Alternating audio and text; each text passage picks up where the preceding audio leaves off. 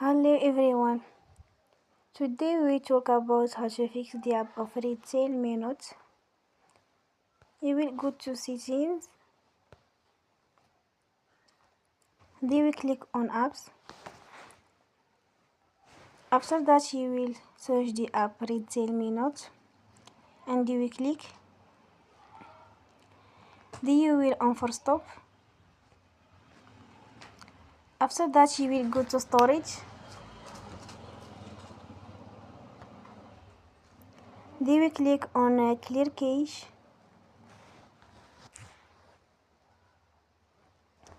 In the end, turn off your phone and you will recharge your phone again.